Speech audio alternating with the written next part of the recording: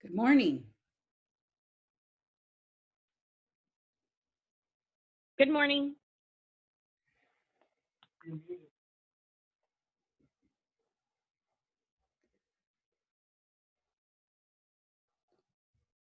We'll be waiting just a few minutes for everyone to get in.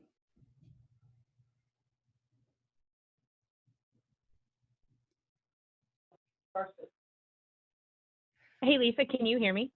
I can. Who's on the line? Oh, perfect. This is Jamie. Oh, hi, Hey. Jamie. You didn't log in It's with the weird name, so I can't tell who you are. Oh, you're fine. No, it was weird because it said something along the lines of everybody's muted. So I was confused. Yep, everyone's muted until you raise your hand to talk. Which is *6. And I don't know why my video isn't working. I don't have a video. Kirk, can you see me?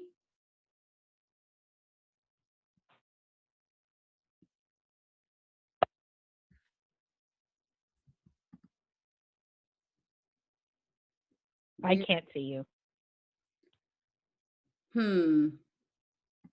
Interesting. Kevin couldn't do the video or the update on the website because he's flying to Vancouver.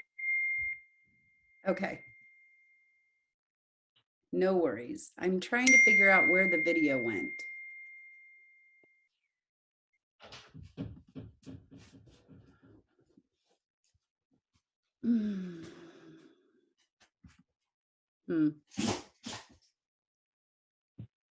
Interesting. Well, I hope people will be able to see me. I have no way of seeing you, Lisa. I don't know. I just called the number that was on there. Interesting.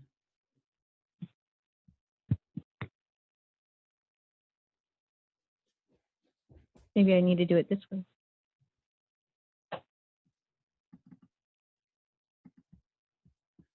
Let me mute you. Nope, it's gone. Why is the video gone?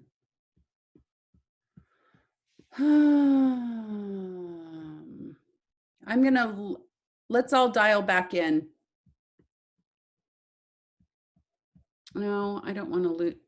Oh, shoot.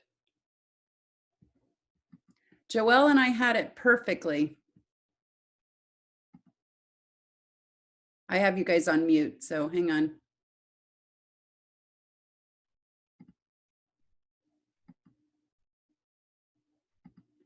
Oh, you guys don't have it on video, that's why.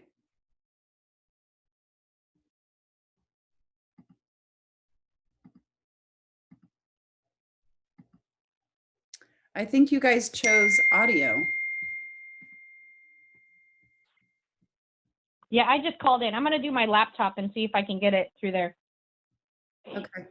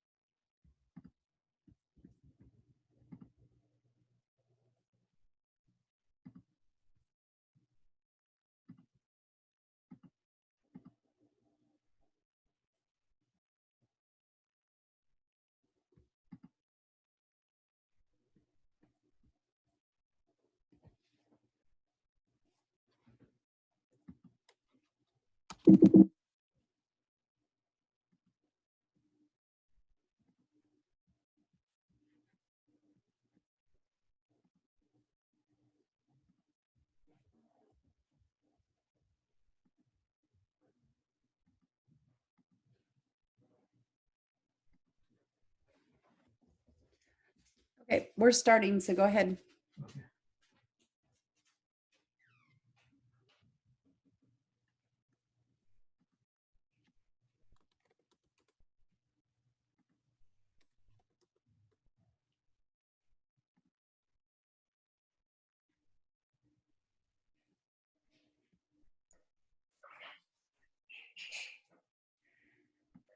Okay, everyone, I'm trying to get the screen up, so bear with me.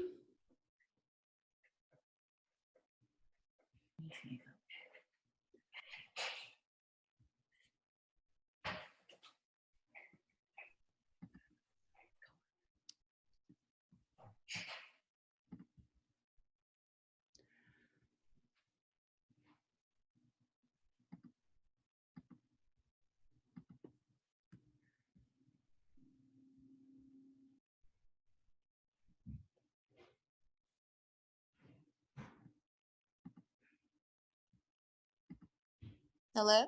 Hello, who's with us? I was trying to figure out how to use it. I'm like, I can't hear anything. I'm trying to get the video up on my screen so I can see everybody. So whoever's on the line, just bear with me for a minute while I get my screen on full screen again. And we will be moving forward in just a minute. Okay. Is that Natasha that was talking? Desiree, Hi, Desiree. how are you? Good, how are you? I'm good. Just multitasking, trying to do my taxes finally while I'm sitting here. All right. Well, I've got 4 people on the call so far, and I'm still trying to figure out. Can you see me okay, Desiree, or are you on just audio?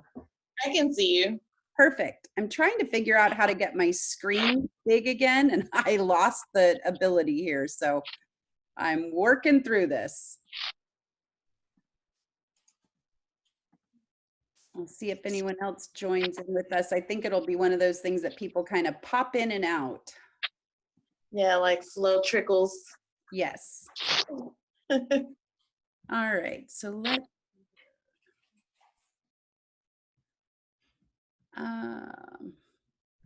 well, we're just going to have to do it this way and hope this works, because I just am not finding where I get back to that screen again.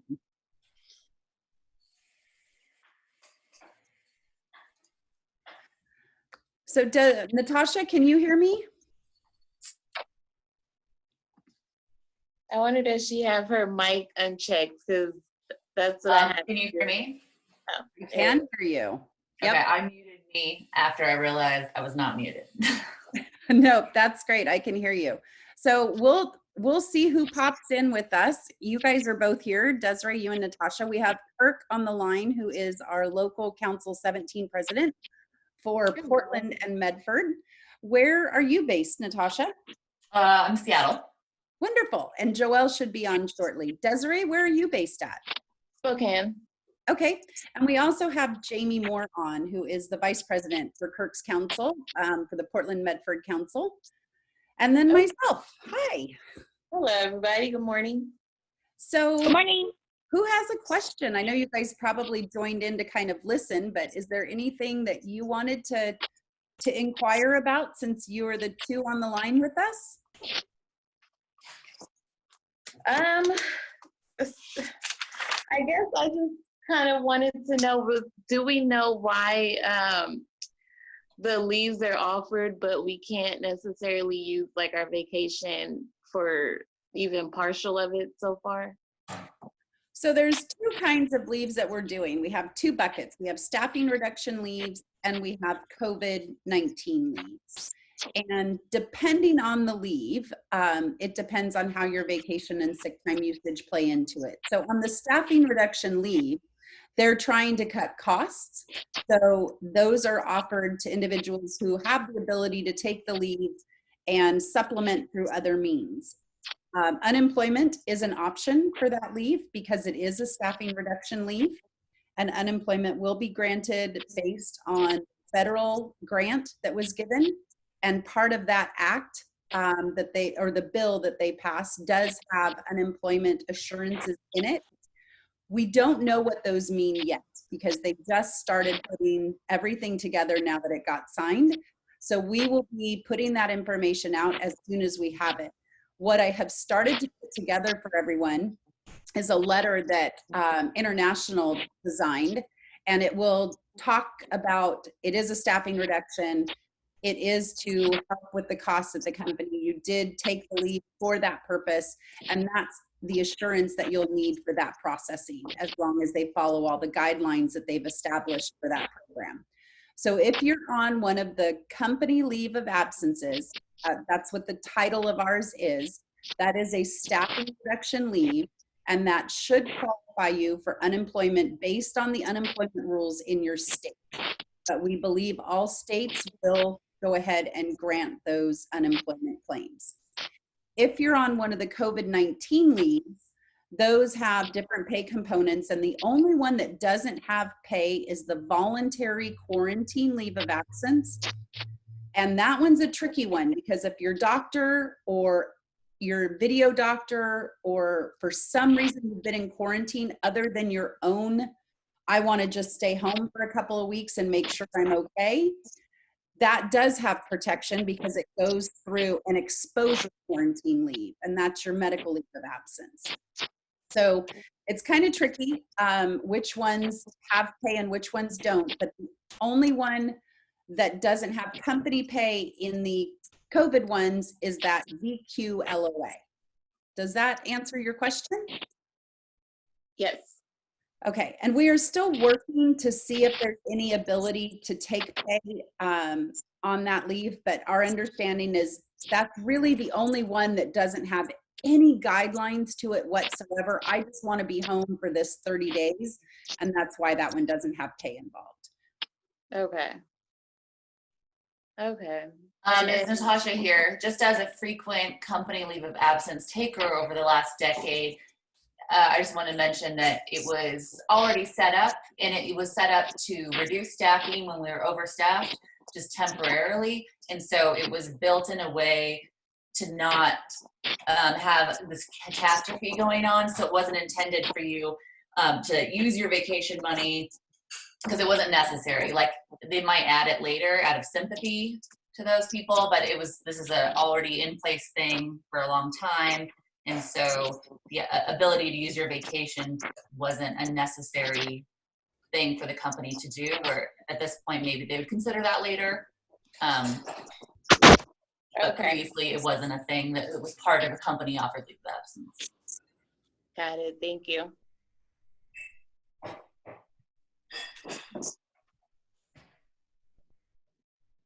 So when you guys are done talking, it puts you on mute. Oh, Natasha put herself on mute. All right. We don't expect that the company leave of absences for the staffing reductions will have any ability to take vacation or sick time, since they are trying to cut costs. We will work to get the unemployment portion resolved for everybody as quickly as possible. Although if you did get the April one, I do recommend that you apply immediately, and we will get the letter to you in time for any appeals that you need to do with that.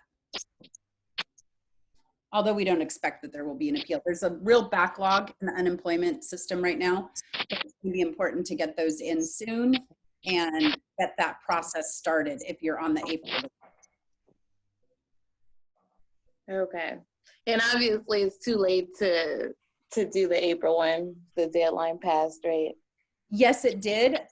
They may be offering 2-week leaves in April. So the first half of April and the second half of April may become an opportunity if we still need more staffing reductions once we get into April. But Dee Dee will communicate that, and we'll get that information out if that is the case, and then you'd be able to submit for one or both of those. Okay. Yeah. Okay. I think we'll probably be talking about that with Dee Dee probably Monday or Tuesday to see how the numbers are and if they need further April leaves, and if so, then we'll be offering them in 2-week increments. Okay. I did have a question. I'm not sure how relevant this is to what this meeting was supposed to be about. As far as where we are now with the company trying to cut all these costs and everything, and then we're in the middle of negotiations, like, how does that affect like negotiating a better contract and wages, like does that put pressure on you guys to have to just accept what they say because they're like, well, we don't have the funds anymore to give this raise or anything like that?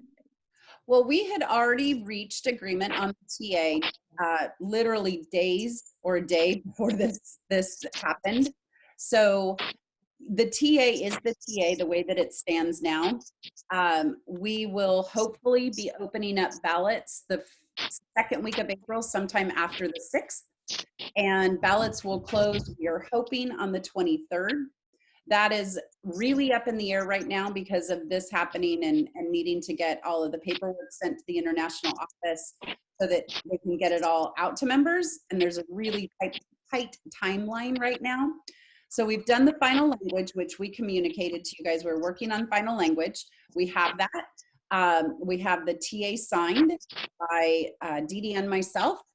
And now we just need to get it to the international office, get it. There's a letter that will come out to you with the ballot, and we're waiting on the timeline for implementation. So that's one thing we're waiting on. When do all of the components that we've added in and changed in the contract, what timeline do they have? So when do each of those things start? That's the last piece that we have to finish. We're hoping to get it sent, all of those pieces, to international on Monday. And then membership will take over from there and start to put all that together. Once we know that they're able to meet the timeline that I set out just previously here with you, then they will load it. And then we equally on our side will load it onto our website so everyone's able to see it. And there will be printed copies available in the crew rooms. And then we will set up a schedule of virtual road shows. We'll be using Zoom again so that you guys don't have to come in and be within, near distance of each other. So the social distancing, we're going to do everything online. We'll use Zoom as our platform for that. And we don't expect that there'll be any hiccups if we can get it on Monday. Would we go back and renegotiate? No. Since we had signed, there's no more negotiations to have at this point in time. Do we believe that it was the best thing? Yes, but all of those talks will start as soon as that ballot has gone out. Then we can start having all of those discussions. Okay. So luckily, we didn't have to give in to any of the financial components that are in the TA in language. We didn't have to do that because we signed it before this happened. Okay. Alrighty. But it's my first time ever having to do a contract or anything. So I was just confused, like with the voting, and if everyone votes no, does that mean we go back into negotiations? And then with where we are now, that's what I was confused about. Okay.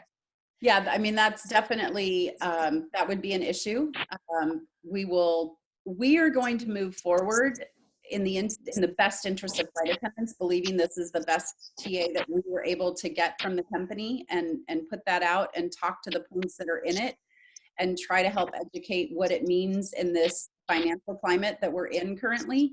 But to go back and renegotiate at this point would not happen. And if the TA were voted down, then there's a whole nother series of things that come into play that we'll be talking about during the road shows. Okay, got it. Thank you. Yeah, yep. Now we feel very grateful that we were able to finish the TA in before any of this happened. So we got that locked in, and all of the pay components are locked in that are within the contract. Yep. That worked out. Mm-hmm. Yes, it did. Do we know if there's any chance of them grounding flights? Has there been any talk about that with you guys? About grounding flights? I'm not sure what do you mean by grounding flights? Like just canceling all flights for a certain amount of time, and we're just all like not working for a certain amount? No, okay. Absolutely not. Absolutely not. There's no discussion of that whatsoever. Okay. No, not at the federal level. They're not interjecting and saying that we need to do that. And in fact, they're part of the bill that was signed, part of the component to it was that you had to continue flying for the next 2 years. Okay. So you have to keep operating your flights for the next 2 years. There's a lot of rules that they put into play that keep the airline functioning so that people are able to travel when this is resolved. Okay. I was just looking at all the flights that I had the last 4 days and seeing other people's with the one passengers and stuff. And I was just like, how much longer is this going to last? Okay. So I was just curious. Okay. Yeah, Brad did the webcast, and it is on our website, the On Your Horizon website, and it talks a little bit about the curve of everything and the loads going down, down, down, and then when they see it start to come back up. So it was an interesting webcast. It wasn't live. They had some technical difficulties, but you can go back in and view it now. It was a very interesting webcast. It was a little depressing, of course, but it was good information on how they see that happening as best as they can.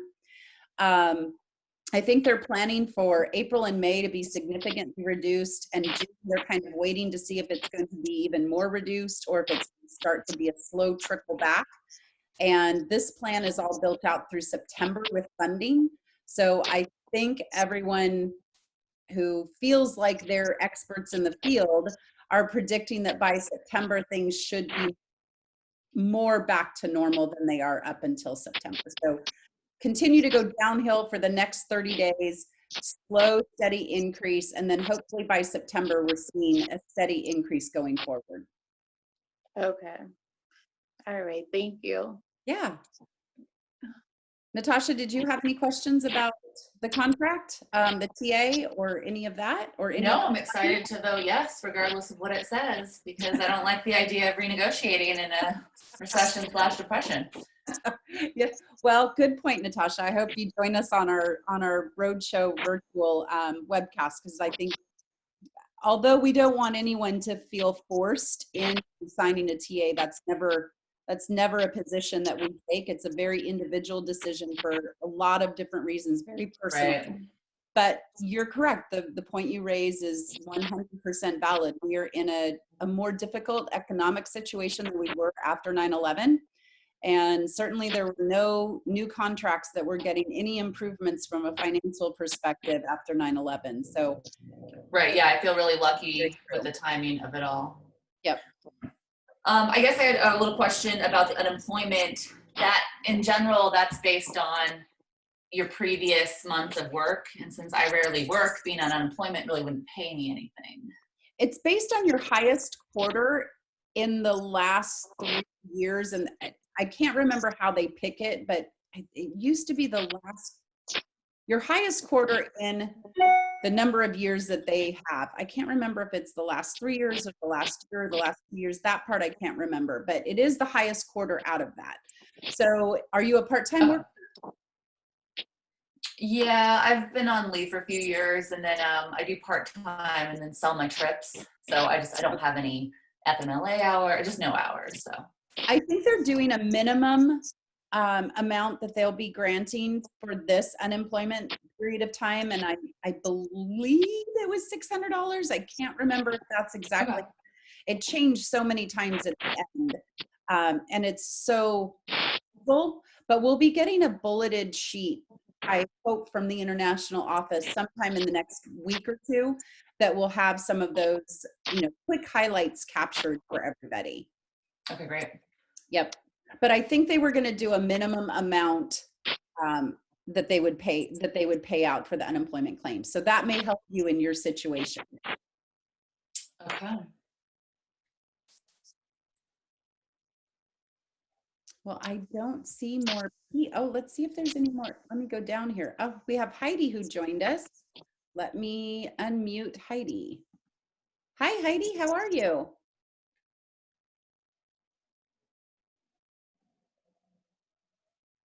Are you there, Heidi? She's probably muted. She probably muted herself, or she doesn't have a question. Lisa, what is this gonna look like? I mean, if we obviously people took the leaves, people will take part-time lines, but we're gonna be grossly overstaffed, it appears. you know, is it mean like we're gonna be able to drop trips, or they're gonna offer weeks of vacation for employees that are still working, or So it's just again, so much coverage? I don't think that there will be a lot of opportunity to take the vacation. The company did put out a request to AFA to block vacation day at a time in eCrew, Ames. We have not negotiated that yet. We haven't signed that side letter. We're still reviewing that. But if they're trying to save costs, then paying out vacation is not productive for them. I believe that there will continue to be, you can still get day at a time probably, though we'll be overstaffed, but it'll be unpaid potentially. Because that would be an agreement outside of the contract, we'd have to sign a side letter for that. And we'd have to talk and vote as an MEC on whether or not we want to do that. I can see both sides of it. I can see the financial side for the company. They really have got to stop money going out. So I get it. But I also see that people have these vacation banks. How are they going to use them? Are they going to lose their vacation at the end of the year? One protection that we will make sure before we sign anything would be that you can carry over vacation that goes over those 17 hours they would pay out at the end of the year. So if anyone is capped, we would make sure that they are not losing vacation going into next year. We would probably ask or attempt to ask for a moratorium on that for maybe 1 or 2 years, because even next year, if they only opened a certain number of slots, you could potentially not be able to use all of it. And again, be at a point where you would be losing vacation going into 2021. And we don't want to see that happen because of this situation right now. So we would do our best to make sure that we protect that you're not going to lose those overages other than the 17-hour payout at the end of the year for at least a year or two to make sure that you get back into being able to use that vacation again.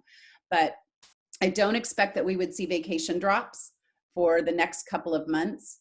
I would expect that there will be continued leaves that will be offered if we continue to be overstaffed. I would expect that they may do additional 30-day leaves for May, potentially for June, and they would definitely probably add in some 2-week options into April. So, hi, Joanne, I'm going to unmute you. We were in the midst of answering a question there. Hi. Hi. Nice, Joanne. Nice. Very nice. I have no makeup on. I look like hell, and this is my background from Mykonos from last year. Oh. So sorry. I just found out about the meeting, so. No worries. I'm glad you were able to join us. We were answering some questions about vacation usage during this time, and if they were going to use vacation use as a way to lower staffing. And I was just explaining that I do not think that they will use vacation since it does have a cost implication. So I think they will do unpaid time off, and I think there will be a variety of ways that they do that going forward. But we will work very hard to protect any carryover vacation that you would be losing this year and next year at a bare minimum. Joelle or Kirk, I don't know if either of you had anything you wanted to say about that as well, but you can unmute yourselves if you had anything you wanted to chime in. And Tracy, I see you joined us. Hello, how are you? I'm good. How are you? I'm wonderful. All right. So again, if you guys have any questions, those of you who just came on the line, we've just been chatting with Desiree and Natasha about a few of their questions that they had. So if you guys have anything you'd like to know? I do. Yes, Joanne, go for it. Do you know if the company is accepting the bailout money? Okay, well, the grant, I think, as long as they meet all the criteria and they continue to offer some of that grant money to us, yes. Grant, I believe they will take no matter what. Okay. The grant is for payroll, and it's to keep costs going through September and to avoid involuntary furloughs until September. So yeah, I think that they will take the grant. How much Alaska will get of that amount, we don't know. So that's what they're back there arguing for, is even though they're not one of the mainline carriers, they still are a very big player in the aviation business, and a good portion of that money is due to them as well. So now the fight for the money starts. We'll see how each of the airlines battle that part out, and how well, you know, the government officials that are involved in it work to get that fairly distributed. So the grant, yes, I believe they'll take it. The loans, not as sure about the government loans, because the loans that are built into this, as Shane has described it, who's the new CFO, they have a lot of strings attached to them. So they may use their loans versus the government loans, but there is definitely loan money out there that they have started to secure. They want to try and use as little as possible, because that just extends out their debt. They'd rather cut all the costs, get the money that's going out to a bare minimum, and use the grant and the cash that they have, and not have to take loans, which would put them in a more difficult position going forward for the next few years while they're paying those back. But all options are out there. Question about that. Yeah. You said Alaska. Does that mean the wholly owns like Horizon? When you say that, I mean, when you say Alaska, is that all of us, or is that just Alaska mainline? No, it'll be a portion of that, Alaska and Horizon together. It'll be Air Group. Okay. So Air Group Okay. will be reaching out for that. And we do not expect that Horizon would not be involved in the grant and the loans if needed.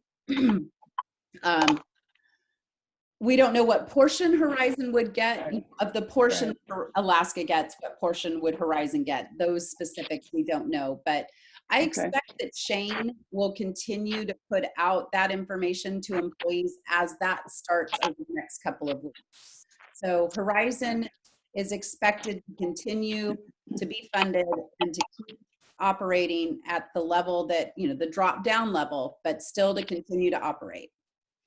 So what I'm hearing you saying then is, let's use this as an example. Let's say they shut down the airlines, which we don't expect, you know, because of coronavirus for a period. We would still gain our minimums through this grant through the end of September. So I don't know if it would be minimum guarantee that they would be paying. They have to keep people on payroll Right, something. at their rate. And I think that's the part that, you know, when government officials get involved in writing things, that's the part where it goes sideways. Right. We would expect that it would be at our rate, means at our min guarantee. But they would have to approach us as the union if they were going to drop min guarantee. Right. We have part-time lines, so I don't expect that we would drop our min guarantee. We would offer more part-time lines and make sure that those were paid and available for the flying that does exist and does remain. If there were any, well, they can't involuntarily furlough until September. So I think it would just mean that we'd have to agree to a higher percentage of part-time than we have already. And again, that would be a vote by the MEC before we would do that. And we would communicate to flight attendants, you know, what we felt the best thing in the interest of all flight attendants would be for that. So, but they have not approached us to reduce any of those things. Right now, the first way to stop everything was to do the part-time lines that we did and the leaves that we've done so far. And then we'll continue to look at part-time and leaves going forward. Okay. I'm sure you've got more than that. I do. I didn't want to hog the time. I have a very important question. No, please don't. Someone will raise their hand. I can see when someone raised their hand. So raise their hand. Another question is, as I understand it in my own mind, with the number of people that are left after these leaves and the part-time, when we actually do get to bid, it will assign trips to everyone as long as they have trips to fill, and then the rest of the leftovers will go to reserve lines. Is that correct? Yes. So it'll be just like any other bid. It's just going to be a much smaller bid with a lot fewer pairings in it. But it'll look like any other bid from that perspective. So we'll have potentially all lines will be built to minimum. You could probably still bid max, but I don't know how many PBS would be able to grant. They haven't asked us not to have the max in there, but how many max we could get to, we don't know. Right. The pairing file is delayed because we're waiting for the file from Alaska. And that was one of the things that I know was out there on Facebook, that we had signed a side letter without any real communication, but it's because we actually have gone back and forth on it. I tried to get it out really quick so people could see it, and I actually put it out too soon. I was in the interest of transparency, I was too transparent. So it's still being talked about, and we don't know the final details on it, but I'm hopeful that we'll be able to get that information to flight attendants on Monday.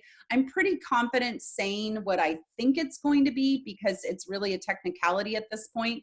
But the last we heard, and the last information that we put into a potential side letter, was we would start building on the 1st, I believe, and we would still get 5 days to build. And so they didn't take away time in our build, which was great, because we're going to need it to really start to manipulate things. If you ask me my opinion, I think we'll really probably realistically end up with 3 days. But that's because I've been kind of involved in the pairing process from an oversight perspective, and that's what I think. That's how I think it'll play out. After that, we're going to have obviously a shortened PBS window. There's no way that we won't be able to have a shortened PBS window. And I'm hopeful that flight attendants will understand. We'll get it out as fast as we can so they can plan accordingly. If anyone has an issue that they're concerned about not having a chance to bid in that window, they need to reach out to us. But it would never be shortened to a point that everyone wouldn't have a chance to get in there and get their bids in. After that, they did want to remove SAP, and we said, nope, we don't know that SAP will even have much but the minimum in it. And with the number of pairings, that minimum is going to be really, really low in Seattle. But SAP stayed in. The last version of the side letter that I worked on, SAP was put back into it. So you would at least have the ability to, although I don't know that it'll be real useful. And the protest period stayed 24 hours, no change on the protest period. And bids will be finalized. Oh, I can't remember the date in the side letter on the last round, but obviously everything is pushed out that many, that number of days. But it looks like right now bids will open. I'm trying to remember what the last round was, but I think on the 8th, I believe. So everyone can kind of hold the 8th as a date to start to look for everything to be loaded in. I don't think we'll get that few days in advance where normally you could go in and see everything in NavBlue in advance of the bid opening. I think we're going to be right on timeline. Maybe the day before, maybe. It's saying the 8th, Lisa. It is. Yeah, the 8th is when PBS will open. Well, if we sign the side letter. If we sign the side letter. Yes, if we sign the side letter. We won't, but certainly we could get more information on Monday that something changed. So I don't want to put out to flight attendants that the 8th is absolutely the date until I know for sure that it is. And then of course, things will happen between now and then, but hopefully nothing that changes that too much. I do know, and I did reach out to Alaska on this because my intuition told me that they were probably waiting to build ours until Alaska built theirs, which normally it's reversed. We start our pairing process first. And I was correct. They're actually opening their bidding at the same time. So I think that's what they did. I think they built everything for Alaska, got all the marketing things answered for Alaska's schedule, and then said, okay, if we're doing this, we need Horizon to do this. And that's why it came to us so delayed. But we'll be right on track with them. And that's why I also don't think that we'll have much more of a delay to it than what we're looking at right now. Hey, Lisa, this is Jamie. Is there any talk of closing any bases? Because after 9/11 and this and that, that's when bases, and I know that's a rumor going on. Was there any talk of any of that? None whatsoever. I think they're so busy trying to deal with everything that's going on outside of bases. I think for them to try and figure out what closing a basement right now might be a little bit too much right now. Not that they may not look at those costs in the next few weeks. I don't expect them to, but certainly they could. They could open that discussion at any point in time. But I think it would be at a point in time where things weren't as crazy as they are right now.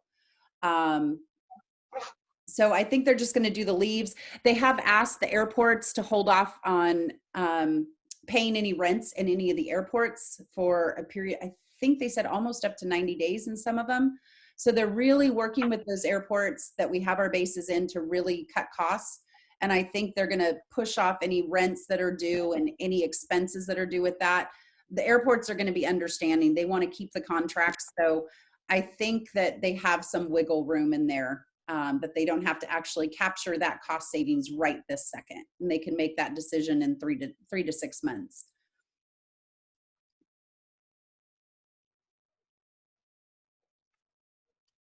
So like you were saying, they're going to be busy for a while getting all these current changes ironed out. But so maybe in 30 to 90 days, if the economy continues like this, that's when potentially they could be looking at maybe base closures or early outs or other cost saving things. I think it would be a minimum of that. They really have not said anything about base closures. And as contractually, they have to give us pretty big heads up on a base closure. So that means they would have to have talked about it at least 2 months-ish. And I mean, I can't even imagine less than 2 months for them to be working on it on their end. It's not just something you can pull the trigger on super quickly. And the costs are really already in there for the year. So I don't know that I expect base closures to be a conversation we're having anytime soon. I don't expect it for any reason because they have not brought it up. I can definitely add it into our talks next week and just, double check with Matt and make sure that those conversations haven't been had, because certainly I haven't asked the question. So I will do that. I'll make sure that I ask that next week and just confirm that there's nothing going on out there. But I really think they're so busy at this point in time dealing with the bigger issues that they have in front of them, that the bases, for them to restructure bases right now would put a component in that would take them away from all the other things that they're focusing on right now. From a cost perspective, between now and the end of the year, certainly that might be a conversation, but not in the immediate future with everything else that's going on right now. I don't think it is. And then Joanne, I know you had a question there. Oh, hang on, let me unmute you.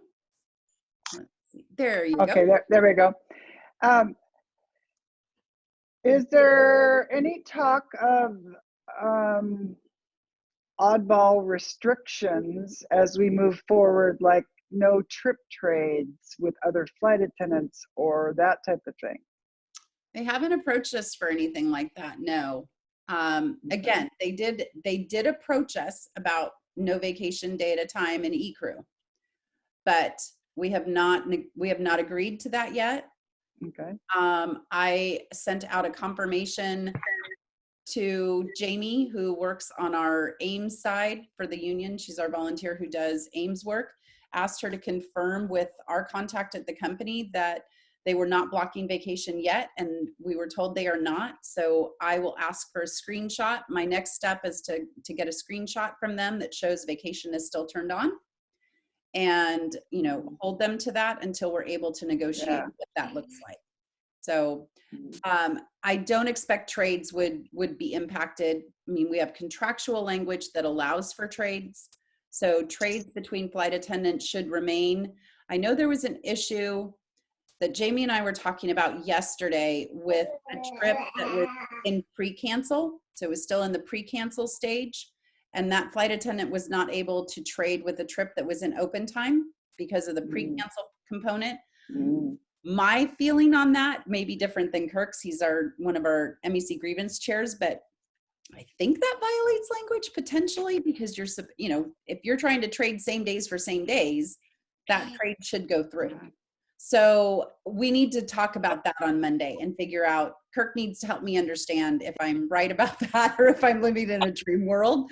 I would say that they should be able to go through, but I've heard that it comes up with an error message that trip is not able to be traded.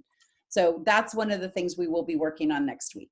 That is on our list to figure that out, see what that means. And if it needs attention, then we will attend to that right away.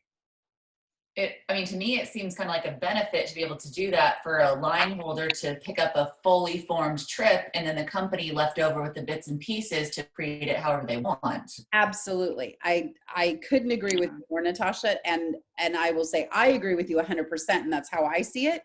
But Kirk and Marcella, our MEC grievance chairs, may slap me on my hand and say, no, Lisa, this is what it really means.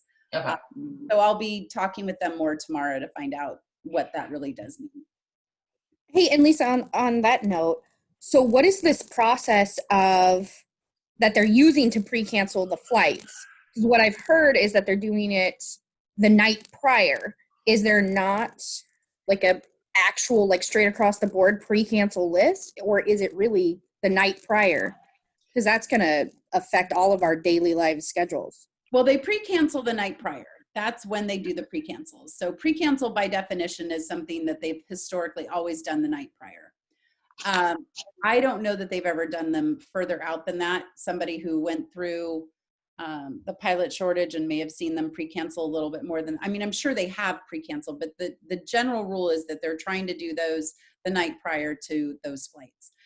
Mine were canceled yesterday for tomorrow. Yeah, they're definitely getting pre-canceled before that. It's Yeah. about 4 or 5 days is the window I'm seeing where they turn it red. Well, that's No, mine actually were canceled for tomorrow and the next day yesterday. Yeah. So it sounds like, there's language for how we are pay protected and the process for us when cancellations happen at various stages. So 24 hours before, same day, after you've reported, all of those things are in the contract. But we can't dictate as a company how they choose to do that. So they have the ability to run the business the way they need to and to do those cancellations whenever it works for them to do them. I think in Brad's webcast, they did talk about, and I can't remember which person was talking about it, if it was Shane or the Australian guy. I can't remember his name. Right. But anyway, they were talking about how some of those pre-cancel, Andrew, thank you. They were talking about how some of those pre-cancels were working and how they had been doing them and how they're going to be doing them. And I expect it's going to change again. I don't think they have a best practice for that and how to do that. But I know that they're going for repetitive flights in the same market. And they also want to keep their share in other ones. So they want to make sure that while they still have Hawaii flying, they have 2 flights a day. Once Hawaii closes down, if it does, they'll have 4 flights. So those will pre-cancel more than 24 hours. I'm sure those will just cancel across the board. But they also want to do some of this pre-sale. I don't know that anyone's buying tickets right now, but they want to pre-sale the flights and then condense afterwards. So that's all on them. And I think it changes so quickly. I doubt they will come out with a way they're going to do it. Yeah, just as a quick example, I live in Redmond, and there's a lot of flights daily from Portland and Seattle. And so they've dropped them all down to like 2 to 4. And then based on which flight is fuller a day or 2 before that, they might cancel 1 more of them and just put all those passengers on whichever flight passengers desired more. Because you don't know where the demand is based on who's traveling right now, because it's not a specific type of traveler. We don't know who's going and why they're going because most people aren't flying. And they may not even pick the most full flight. For them, it may be the flight that gets them to connect to what they need it to connect. Or when the crew needs to crew, there'll be other components that come into play for that. So it may not even be the most full flight. It may make no sense at all which flight they end up picking for that. So it's really hard to say which ones will cancel. I would say don't even try to figure that part out. I know it raises some concerns for commuters when you need to have 2 commutable flights. Some of the markets don't have 2 commutable flights anymore. So another one of the things we'll be talking about this week is changing the commuter language to be 1 flight. If we can do that, if we can get them to agree to that and protect commuters with 1 flight. We think we still need to obviously protect those individuals who are trying to commute. That's a delicate balance because we need the staff, we need the people, but we also still have a contractual language that's in there too. And if there aren't 2 flights or the 2 flights cancel, obviously that's more protected now than if they pre-cancel too far out, then you can't even list for them. So you're listing for 1 flight each day, and that's where it gets complicated. We want to make sure we can cover for that. Hey, Lisa, how about these AV days? We brought back some language from some previous contracts. I'm getting messages from a lot of different flight attendants. They want to know about AV days. That's a Kurt question. I am not the expert on AV days. I've seen all the talk going around and around and around, and we talked about it. Dee Dee put that out, and she literally sent an email that said, I need to hear from you guys by 1 o'clock, but there wasn't a side letter. It was just an email, and it was language that had been used in the past. It wasn't in the contract, so it could be in the TA. So I need to figure that out as well. What I know right now, I think I understand this, and I hope Kirk will interject if I'm incorrect. That your trip guaranteed. So if you get an AV day on your line, you're getting trip guarantee, and there's no obligation for you to do anything with that. You don't have to call, you don't have to self-notify. There's no accountability on your part, but you are trip guaranteed for that time, unless you call in and say, I don't want the AV day. I want it dropped off of my line, which you can do. If you don't want to potentially forget and answer the phone and have to go somewhere, then you can take the day off of your line, and you would just go without pay for that day. And there's no occurrence associated with that. Kirk, can't see if you're on mute here. I'm going to unmute you in case you want to say something to that. I think you have to unmute yourself. I think Kirk muted himself, so I can't unmute him. Isn't that? Okay, so I guess just for us, like, let's say we're not concerned about how we're getting paid because that's kind of after the fact. You have an AV day on your line. It says 8 to whatever time it says. Let's say that's tomorrow for me. What do I have to do, and when does that availability expire if they haven't contacted me? Oh boy, so this really is not my area, but I'm going to try and do this. To the best of my knowledge, you don't have to do anything, but I'm going to have Kirk work with me to. All right. So we have to keep the operation running. I mean, we have to keep flights that are going. So we need to have the flight attendants working the flights that are out there. So we're not asking everyone to just, sit back and take money. That's not the intent. They also haven't negotiated this with us and haven't put it into writing and into a side letter. So we're also not going to necessarily make a recommendation to flight attendants on what to do right now. If we can get something figured out with management tomorrow, then that may become a more defined process potentially, but I don't know if that's going to happen. I don't know if we'd be willing to accept language that they want to give to us around that. So for now, the information that has been put out that you can drop the AV day without pay, or it goes on your line and you have no responsibility to answer your phone or call in or any of those things, is the way I understand it currently. Interesting. Okay. And so when it says, like, in the contract, 24 hours prior, I mean, are we talking about 24 hours prior to that 8 a.m. that's on your line, or like 24 hours prior midnight the day before? Well, first of all, she didn't go straight by the contractual language in her letter that she sent out. So her letter is the way she's doing it. And the contract is the way that contractually they're supposed to do it. So you already have something that's in conflict there. Okay. So how it's going to be done, I would look at her letter and reference her letter, and how it's supposed to be done. If you have a grievance around how it ended up, the contract language is the language that stands at the moment. Okay. In And reality, there's not much for us to do since everything's being canceled. Right. So, let the AV days go on. If you decide to answer your phone and pick up the flying that they're assigning to you, that's great. If you decide to not answer and, you didn't self-notify, then you did what was expected. So, but this one, I think we're going to probably have a little more conversation about as officers tomorrow, so that I know everyone's looking for answers. It's not something that we want to put out there that you have no obligation to do this. You still need to keep the operation running. So we have to balance that.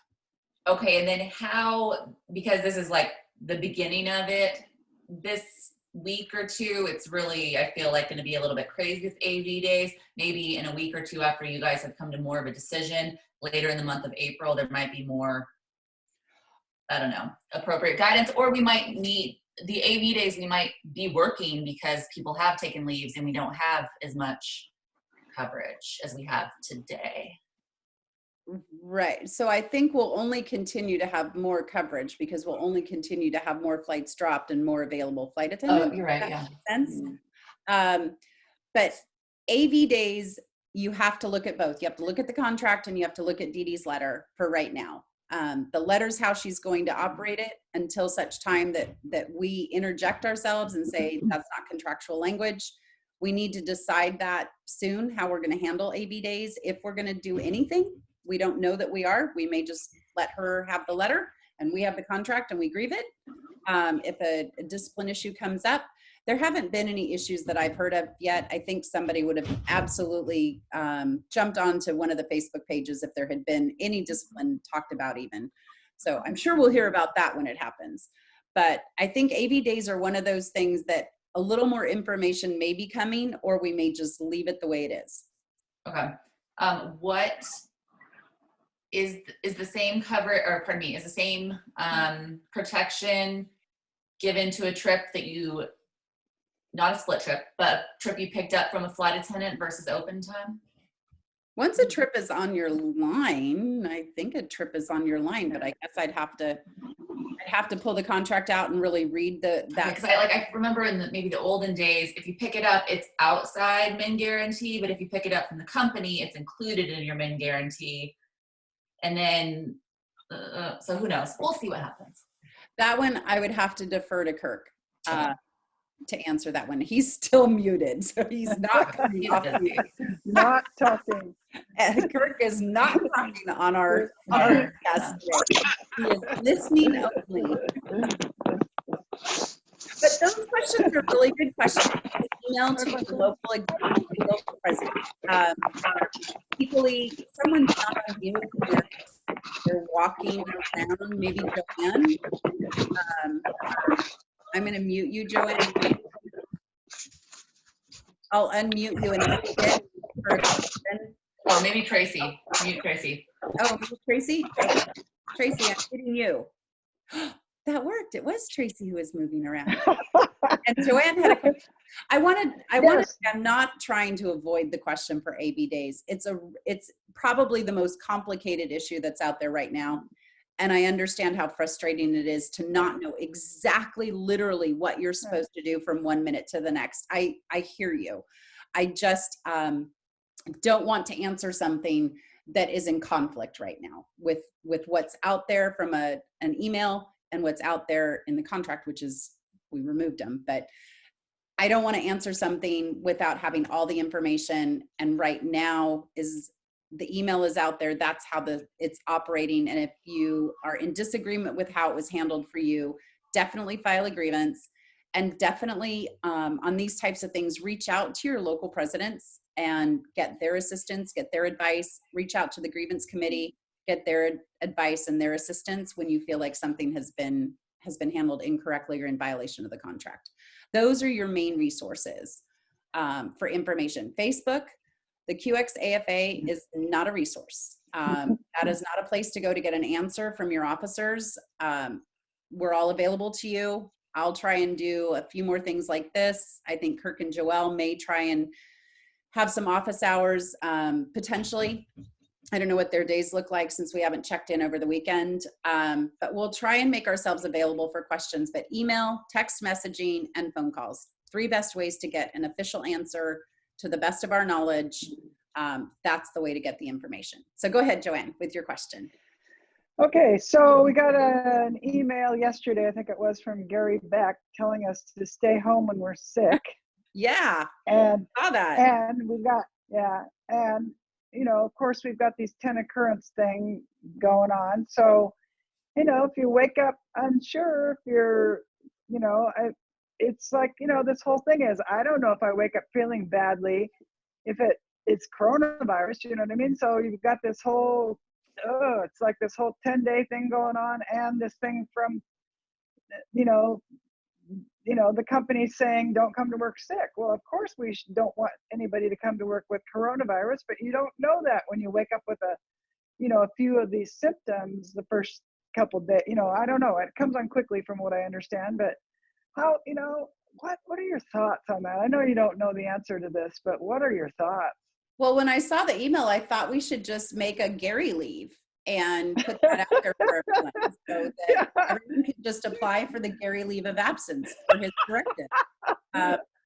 And I don't mean to be sarcastic. I don't mean to be flippant about it, but you know, it's wonderful that he sends out an email to us that tells us to, you know, please stay home if you're sick. We understand that. We know we're supposed to stay home if we're sick. We know that there's an attendance policy.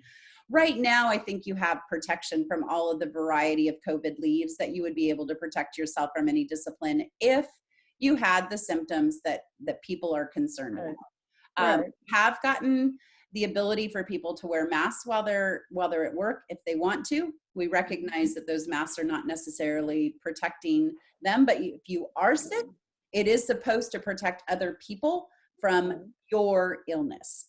So it's not supposed to protect the person who's wearing the mask, that type of mask, from getting an illness, but it is supposed to keep you from spreading it. So I suppose if you'd been tested, you knew you were negative and you were having some of these symptoms, but you felt great and you'd gotten your test and you knew you didn't have it, then putting that mask on and assuring, you know, your passengers that you don't have it would be great. But I don't think that we can say that when you can get exposed at any point in time. So what are you going to do? Test yourself every 10 minutes? You just have to make the best choice for yourself and the others that you're flying with. And if you need to choose to stay home, the COVID-19 leaves are where you go. There is a medical one. If you report through the teledoc and you tell them the symptoms that you're having, they will advise you what they recommend. I know they have been advising for certain symptoms that you go on a 14-day quarantine. You screenshot that screen where it says it. That gets sent into Matrix.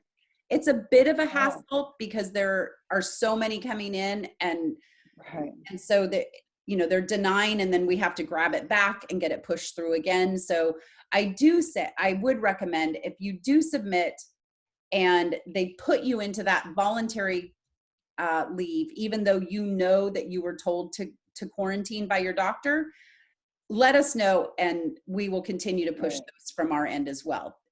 They are getting approved. They're just going back and forth a bunch of times. Denial, denial, denial, denial. And finally the light bulb goes off and they go, oh, you're right. It should have been this one. So use those leaves. Use the medical leave of absence if it's going to be more than 14 days.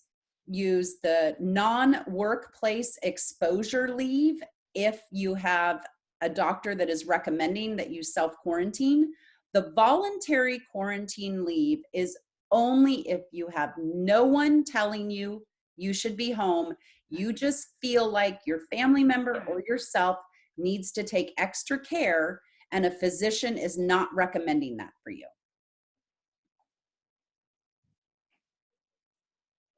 Yeah, there really needs to be a Gary leave because, I mean, this is about public impression. We can't have people coming to sick who have allergies who are scaring passengers and it's making the national news. I You know what I think mean? Like if I just have a you cold, can manage that. I think if you know you have allergies and you know you're having a really bad day, I think you can absolutely communicate to your passengers, you know, although I did not literally just test myself, I do not have a single symptom that is consistent with the coronavirus. It's all consistent with my allergies. I'm wearing my mask to protect you, and I will be keeping a safe distance from all of you. okay. So I think there It is felt like that's who Gary was talking to. People that seem know. under the weather in any way, like get out of here. Yeah, he was. And I will be talking with management tomorrow about the email, and letting them know that I think we need to literally add the Gary leave of absence. Yeah, will you ask that? Just say people that appear ill, even though they don't have it, you know, is there a way for them to call off in a different way than doing all this matrix stuff and just having the day off or whatever? Right. Because that matters. And then, I mean, what you're saying, even if I do have allergies, I can also have the virus. And if I sneeze, I'm spreading that far more than if I just have it without a cold. Right. And if you're like Well, me, I don't have the ability to sew my own mask at home tonight. In a new color. So I do not have that ability. So yes, the Gary leave Right. of absence per his email will be a topic of discussion tomorrow. Okay. More well, information. the reason why I asked this question, Lisa, was because I went to work and our first officer was sneezing. And, you know, we were just like, is he sick? You know, the other flight attendant and I, and, you know, yeah, I got a cold, you know, whatever. And I'm just like, oh my gosh, you know, so do I need to document that stuff, you know, so that if he turns out that he ends up having COVID-19, you know, so that I can prove that I got it at work, you know? I mean, that's one of my questions too. It's like if somebody else comes to work sick when they shouldn't be sick, you know, shouldn't be there, but they are. So as people are testing positive, we are going back and notifying those that they have flown with. So Yeah. if that happens, they have been pay guaranteeing those individuals who did fly with Right. anyone who tested positive. Right. And that process was a little difficult in the beginning, but it's gotten much better. We had some conversations back and forth between us and management, and they've seen the light. So there's no question that people have been pulled off from those trips and put into self-quarantine and pay guarantee. So you will receive, there's two ways to get notified. Either the CDC will notify the company, or the employee or the passenger reaches out to the company. Two ways. Right. Once we have that information, they have immediately identified the parties that were in contact with that individual. It's less than 6 feet for more than 5 minutes. That's the criteria. I did have like an insider tip for 175 flights that had like no, you know, little or no passengers. Is the 2 days that I was doing that this week, I let the pilots only use the first class bathroom, and we just stayed away from them. And we mainly passengers were in the main cabin anyways, and none of them used the bathroom the whole flight for their own safety. But it was just this extra barrier of, you guys stay up there, like we just don't need to be part of it. Yep. So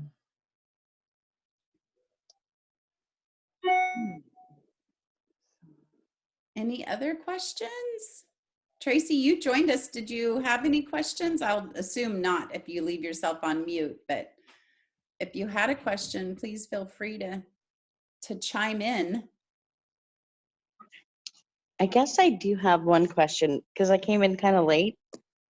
Do you know when is like some of the scheduling changes going to start occurring? Do you know? Well, the scheduling changes are occurring already. So everyone's seeing their schedule change. What did you mean specifically about schedule changes? Like where they're going to Well, which cities are yeah, not because it's flying like, anymore, or? well, it's because looking at my line, I mean, there's no changes other than, you know, like the first trip that starts the end of next week. Going forward, there's, you know, no changes whatsoever. So are they doing it just kind of as it gets closer to that trip? Sometimes they're doing it the day of, sometimes they're doing it the night before, and sometimes they're pre-doing it in blocks where you'll see them going across. If I remember right, going back to the pilot shortage, at a certain point in time when they weren't in chaos, just complete chaos over it, we started to see very regularly all of these flights were gone in our schedule in advance. But I don't think they're at a point now where they can do that. So I think it's all happening rather last minute to a day or a few days before. Okay, that makes sense. So it's just for me, like I made a little map of the flights that they normally have. And so they've cut all the Redmond flights as of Wednesday, dropped it down to like 25%. And then some of my flights this week have been pre-canceled. But I have a Payne San Jose turn on Friday. It is not in Fly. It is not at Alaska Air. It is not on Expedia. The flight does not exist, but it's still not red. So they haven't got to pre-canceling that flight, even though I know I have a feeling in my heart it's not going to be operating. So we'll see what happens. Yeah, I think right now, expect the unexpected. Or like, I'm sure a lot of people have Canada flying and it's probably not red yet. Well, in Canada, they've said the only market they're serving in Canada, I believe, is Vancouver. So if you see Canada on your schedule, already you know you're not going to Canada unless you have Vancouver in there. Hawaii, depending on what Hawaii does, Alaska will see Hawaii go away on their schedule entirely. But when they actually see it, hard to say. So as they block a town or a state, all of those things will come forward. But right now, the only thing they have said for us definitively that I am aware of is Canada, except for Vancouver. Yeah, that's a big one too. Okay, cool. Hey, Lisa, yesterday, Dee Dee posted the numbers of all the Career seals. scheduling just called me in the middle of this. Decline. Hang on, I'm going to mute you, Joanne, because someone was asking a question. I'm sorry. Okay, go ahead. Hey, so the Dee Dee posted the CLOA people yesterday, but do we know how many people took the virus leave in a sense of kind of trying to map out where our seniority is? I'm sorry, Jamie, can you repeat that? We got the list of those who took the leave, and you're wondering about an updated seniority list? Well, so we got the CLOA list yesterday, but do we know how many people took the virus leave in a sense of trying to figure out where you land in seniority? Am I going to be a lifetime reserver or not? So they still have to do what's called a preliminary list to give it to scheduling. So you're still going to see where you are on Nav Blue when you go in to bid. You're going to see where you are on the seniority list. We're still a week out or so for that. Right. Let's see. Okay. I mean, I would expect that there will be a number of leaves going on between now and when we load everything into Nav Blue. So I think putting out a seniority list right now it would just change so many times between now and then it wouldn't even be useful. But the best thing is going to be looking at where you fall in seniority on Nav Blue when it opens on that main page. Okay, so when you're trying to, what Jamie was asking, any time of the year, you don't know how many people are on maternity leave or who had a knee surgery, and it's not really our business either. But do you have an idea of how many people are at any given time taking one of these medical leaves? Like, is it 5%, 10%? Is it a lot of people? Are they getting better and coming back to work after 2 weeks? It's all of the above. Okay. And it so far it was a really small number the last time I looked at the list. Very small number last time I looked at the list. I would expect when I see the list on Monday, it's probably going to be more. But yeah, people are rotating on and off the list regularly. Okay. So the most that you'll see somebody on one of the quarantine ones, you could do the voluntary quarantine for 30 days, and then other people are getting their test results and they're back in 5 days. Mm-hmm. So you can come back off of those quarantine ones as soon as you know that you aren't test positive and your symptoms have relieved. So you don't want to come to work if you still have symptoms, because again, you could have been re-exposed some other way and gotten it.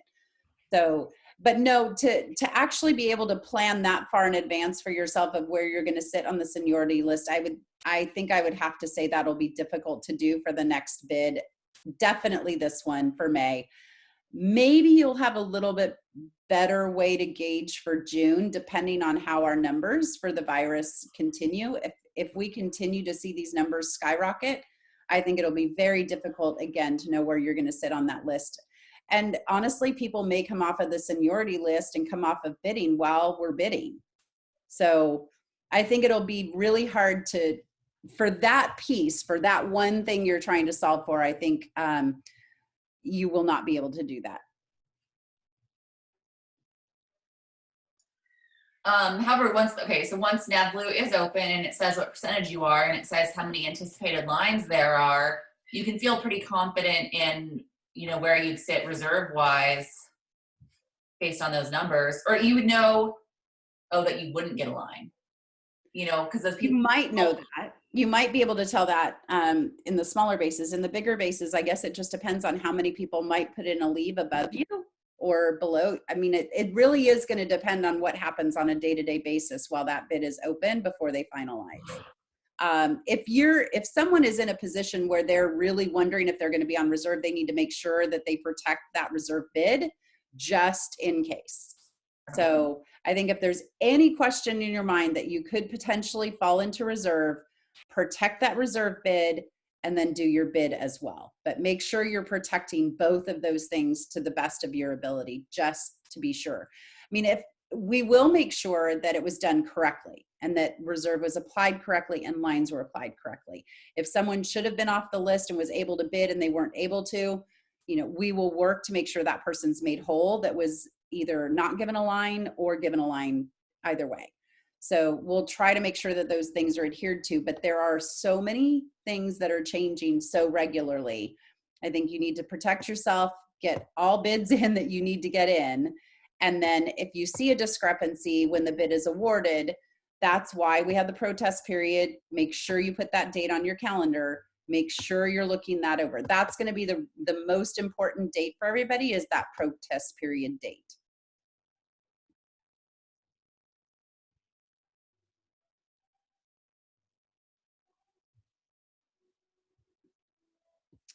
My gosh, no more questions. Let me scroll down and see if anyone has their hand up. Nope, no more questions. I know Jane, Casey, and Circa were trying to get on and they're having trouble logging on. You have any tips? I've given them everything I can. Well, since I can't get into that main screen, I'm sure I would be able to add them in some way, but I'm hopeful maybe they can try for the night meeting when I have that big screen up. I have to apologize. I lost that screen and this is the first time I've done Zoom, so I really honestly don't know how to find it without closing everything down. But no, I'm afraid to hide self-view because then I might go away. But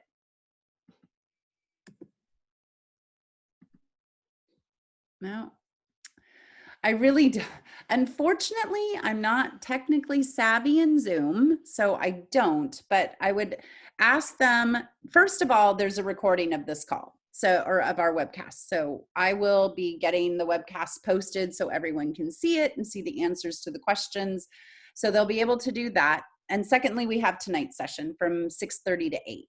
So hopefully that will be more successful and I will learn what's going on technology wise. So I will be able to get back to that screen in the next call and be able to add people if that's a problem again.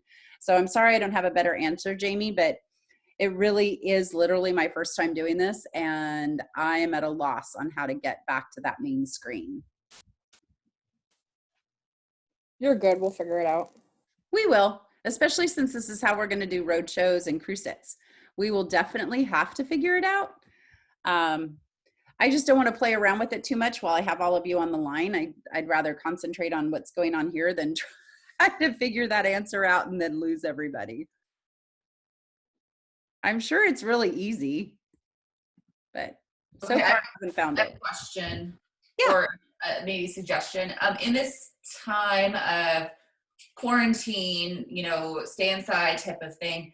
I've noticed a lot of, and also with all the cancellation of flights, they might have you deadheading out of somewhere like 24 or 30 hours later. Yep. And they're not really open and flexible with us. And I maybe put in a request that they need to be flexible with us if there's another option for us. And we call and say, hey, can we please take this earlier deadhead so we don't have to be in a hotel for 30 hours that we can't leave, or stuck in California and we're not allowed to go outside. So it's kind of like a safety related thing to be stuck somewhere that you don't need to be stuck when there are options. Well, and it's also a safety related issue to be on a plane with people and exposed to people. So you've got safety issues both directions. Dee Dee did commit last week that if people had more than a certain number of hours and they wanted to go home and be home and then come back, that she would work with crew scheduling to get them to work on those things. I think the difficulty is, I think they may be afraid to do that because what if that flight to get you back cancels and they don't get you back? So that's probably coming into play a little bit more now than it was when she and I first talked about it. But I will put that on our topic for tomorrow and see what she thinks about being able to do that still. But I know they were really weighing, well, is it safer to go through the airport twice, get on an airplane twice, and be home? Or is it safer to stay in your hotel and not get exposed to all of those? And it's not up to them to, I mean, they don't have the responsibility to have to do that one way or the other, but when we say it's a safety issue and we want to go home, they were bringing back that as their counter. And, I have to give them some validity to that. But I think the bigger concern today is, can they get you back to that trip if something happens after they've let you go? So, but I will follow up and see where she stands on that and how they've been able to do it. I know Medford had some trips where they had 26 hours in Seattle and they just wanted to go back to Medford, be home, and then deadhead back the next morning. And that's all well and good, but if you end up missing it, and how does that change your trip too, by the way? You're now ending one trip and starting another, or are you not? But I will pick it up with her again and see. Yeah. Okay. Yeah, that's exactly the type of thing, I guess. Yeah, because that's a long time to be in a base that you don't need to be in that doesn't have stuff for you. Right. Okay. And Joanne, did you have a question? Yes, I do. That brought up, what my biggest fear in this whole process is being stranded in a hotel room with the virus, or because my crew member has it and now we're quarantined or something. Not so much with that, but especially if we get sick on the road, that's my biggest fear. And I just wonder if there's any response from AFA about how we're going to help our people if that happens. I'm sorry, I'm crying. This is my biggest fear. So if you're on the road and you're quarantined, the company has a pandemic plan of how they will be taking care of you. You're not responsible for your hotel. No one's going to come and try and get your credit card to bill you. Right. It will be delivered to you. They don't want you leaving, obviously. Your linens will be delivered to you. I mean, it's all in the pandemic plan. If you're stranded in a city that the airport's shut down and it's not a quarantine, they have already assured everyone that they have a plan to get everyone back home. So in the 9/11 situation does not exist in their world now, where you just had this happen. You're in Denver and you can't leave Denver for 2 weeks. They have airplanes, they have assurances from the federal government that if the airspace were to be shut down, that they are able to get people back to where they were supposed to go. So that's taken care of. From the standpoint of crew support while you're in quarantine, if that happens on a trip, I don't expect that we would do anything other than the most that we can possibly do for our crew members. I really don't. I think they are trying to do the right thing. Some of these components have taken them a long time to get into the plan, and they've argued and we've debated a bunch of things. But I think if a crew ends up someplace quarantined, I do think they have a plan for that. They have outlined it in the pandemic plan. They sent that out. I think it'll probably get more defined now that the big emergencies are more dealt with. and they can look at some of the smaller things. To date, I believe we still only have 12 people that have tested positive in the company. It may be more by now, but we still only have one at Horizon. So knock on for Micah, I think I have here in front of me. I'm hopeful that won't happen. But you have your union resources with us, Joanne. You have your local president. You have EAP. And we have all the resources of video teleconferencing with our doctors on our IMDs. So I think we are set up well to handle that situation if it happens. By no stretch of imagination will it be comfortable. It will be lonely. It will be grueling. You know, all of those things. But we're trying to work on getting mandatory testing for flight attendants as first responders. We're trying to make sure that we put these things into play that we've started to talk about now that it's going on a little bit longer, like this pandemic plan and where would flight attendants be and how does that quarantine look. So I think you raise a good point. I'm sorry I don't have the answer 100% of what it looks like, but I think in the next couple of weeks that will come out. I think you will hear more about what that looks like. And certainly if, very unfortunately, we do have that happen to a crew, I think that you would hear a lot more after that. So I hope that it will be out there before then, but at the very worst, it will definitely be communicated when it does happen. I don't expect it will take that long to get that information out. And I think that's a good ask, you know, of the company to say, hey, you know, we need to put this out. We have a meeting 3 times a week to add suggestions into the list of things that we think are important to have out there: masks, gloves, all of these things that we are seeing out on the line, not crossing seat belts, the disinfectant, all of those things have been part of the list at one time or another. So I can add in, does anyone have that checklist somewhere out of the pandemic plan? Because the pandemic plan is this big, huge thing. Yeah. They extracted it. And what does it look like? I don't know that they've finalized it, but I can at least put it in there that, you know, we've been asked the question. Thank you. We have a lot of resources with us as well as with management.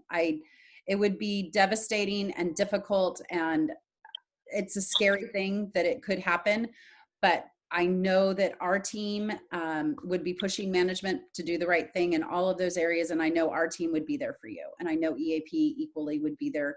I know EAP has nationally, they have, I'm not sure if it's every other day or daily, they have a call for those who are in quarantine.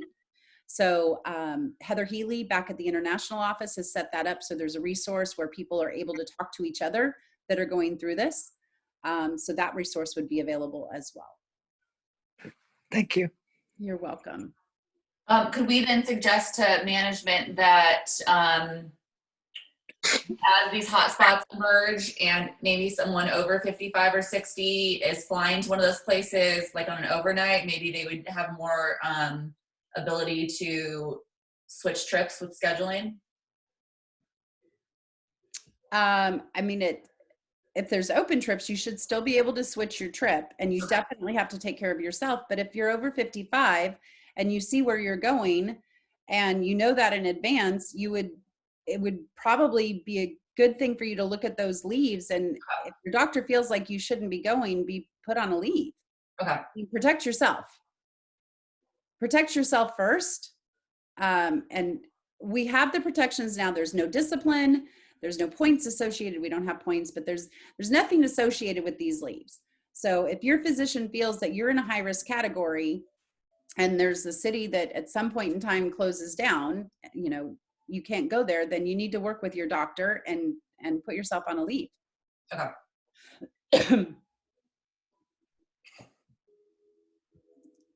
I need water.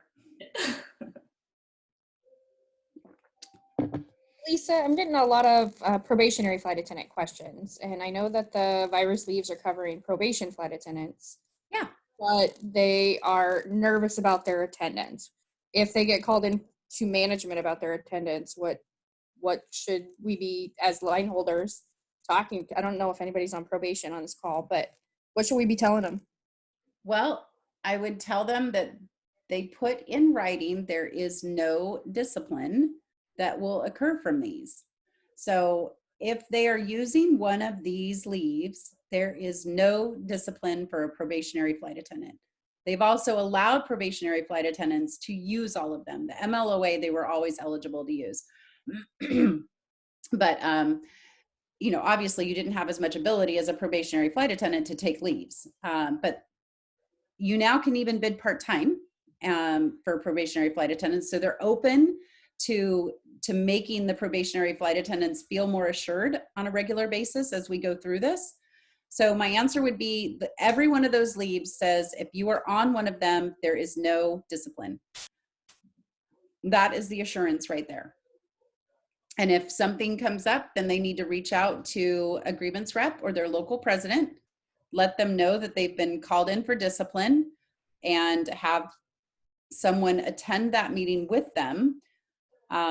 I think management, obviously they wouldn't have any problem with us attending, but I think they might be more willing to listen to some of the things we might have to say than they typically are for a probationary flight attendant, because normally we can't interject ourselves much in that situation. But you have to work really hard to get the leave through. If you're not getting the leave you think you should, you need to reach out to your supervisor, and if they don't resolve it, then you need to go online and let one of us know that that's not happening, that you're not getting the leave that you should have. Let your local president know, let the grievance team know, let any officer know, so that they can get it to the right person to work with Dee Dee or Suzanne or Matrix to get the correct leave on your line. But it's there in writing. There is no discipline associated with them. You just have to make sure that you're staying on top of getting the correct one. Document everything, every single thing. If you're applying for a leave, document it, screenshot it, write it down, take notes, document it. Does that answer your question, Jamie, or is there more concern? No, I think that answers it. Just like literally it's in writing. Yep.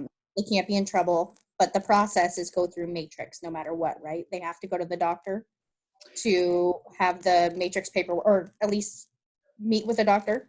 No, you don't have to meet with or go to a doctor for these. I mean, that voluntary quarantine leave, if nothing else, and you're scared of what you're going to be doing from a time off perspective because you're sick, grab the voluntary quarantine. Call Matrix, tell them that's what you're applying for. Send an email to Dee Dee, I applied for the voluntary quarantine leave of absence.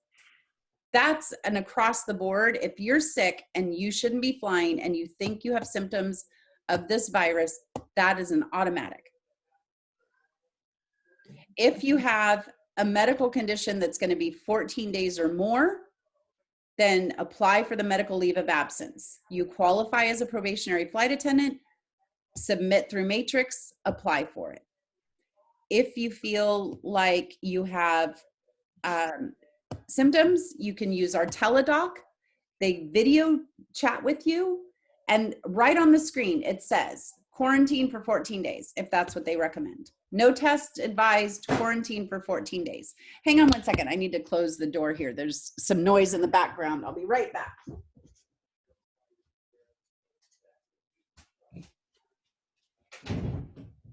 Sorry. So you can screenshot with the teledoc, and it will say right on there what they advised for you to do, and you submit that.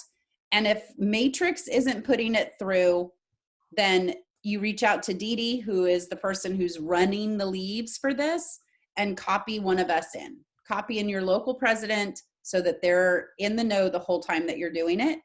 But I would use teledoc. I would use Matrix online, their web version or their phone app. I would not try and call Matrix right now. That would not be what I would do. But they have an online app, and they have a website, so you can do it both ways online. And they have a way for you to submit those screenshots of everything that you have. So it's a bit of a battle because there are so many calls and so many different kinds of leave, and people are not even clear which one to ask for. So they call it wrong. So, and Matrix tags it wrong.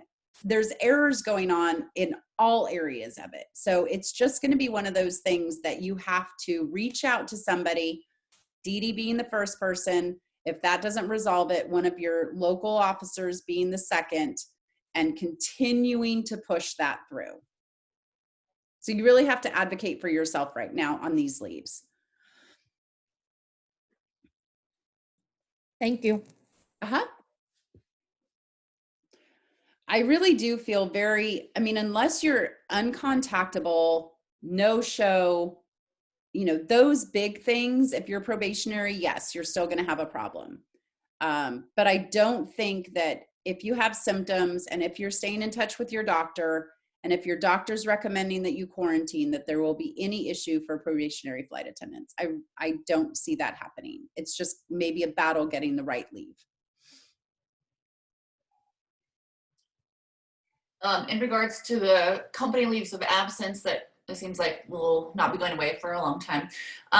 Dee Dee's information sheet, which is helpful. I'm seeing a lot of questions and confusion, and that should just be added to her PDF regarding union dues being due for 90 days, the first 90 days of any leave. Yep. And also understanding that part-time lines or leaves of absence do affect your eligibility for health insurance next year and how that works. I'm seeing a lot of questions about that. Like, oh, do I lose it next month? Or, you know, with the constructive credits versus the. Yeah, it should not, I don't expect that they will hold this period of time accountable for your benefits accrual for next year. So if you're on a company leave of absence, you're going to get the constructive credit. Right. If you're taking a part-time line to help in staffing reduction and you do it consistently, I know that they said they would make everyone whole from a benefits perspective, which means you don't owe any copays, you don't owe anything while you're on these leaves. I expect that they would probably give those constructive credits for the second half of the month potentially. I think they're looking at all ways to make sure that people are not damaged by this going into the next year, going into the next bid, going into the next month. So I would expect that constructive credits are even a possibility for part-time, which, you know, it's on the list of things to look at. If it becomes a concern, then we'll address it. Right now, there's no need to even think about it at this point in time. But if it looks like we've got people at 50% part-time all the way through the year, then yes, we would potentially say, hey, we want a waiver, we want to add constructive credits for these individuals. But the CLOAs get them no matter what. Right. Are people that apply for part-time lines to help the company able to apply for unemployment for the other half of the month? I don't know the answer to that one. It's still a voluntary staffing reduction, so you could still fill out the paperwork, but I don't know that they would grant you, since you were still employed, I don't know that what you make, I mean, we don't make very much, so it's very possible that you would make underneath that number that they have of what they pay out. It's very possible. So 100% of nothing is nothing. Yeah, I mean, it would be worth it for somebody to try. It's literally such a backlog. It'll probably take forever before you actually know it. So to be able to make the decision for the next month based on what they tell you for the current month might be hard, but there's no reason not to apply for that benefit. And use all the same information, you know, that we're going to put out there for the people who are on the full CLOAs. Use the same information.